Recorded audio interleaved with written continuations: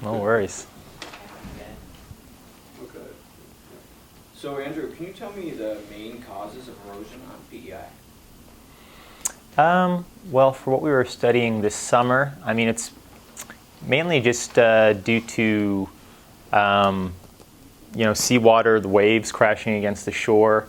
If there are storm surges, that causes generally more erosion. So what was surprising about the study this summer is that there were no main storm surges, like major storm surges that hit the shores, but there was still a lot of erosion lost. So we're not exactly sure why, but they're going to be continuing the study every year at this point. So we'll be able to figure out if the results from this summer were just an anomaly or if things were trending in a higher direction.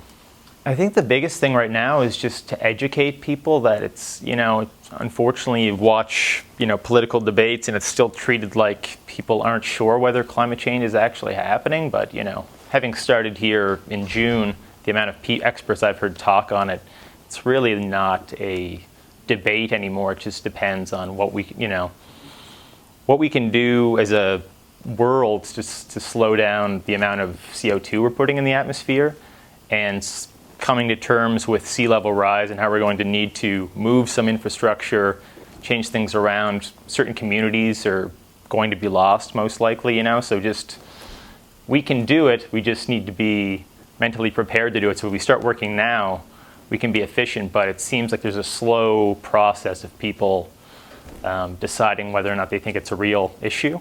So what kind of time span are we looking at for some of these communities to be largely affected by erosion?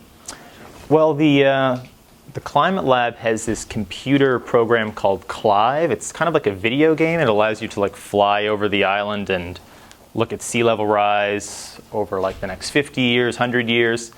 And so I saw one the other day, which was for 2100, and you can just see, I can't think of anything specifically, but anything close to the shore, depending on the elevation, obviously, of the areas, but areas with low elevation that have buildings and structures close to the shore.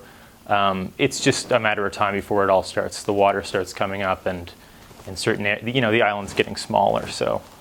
Great, thank you. That's okay. All right, guys. Thanks. Did my best. That's great.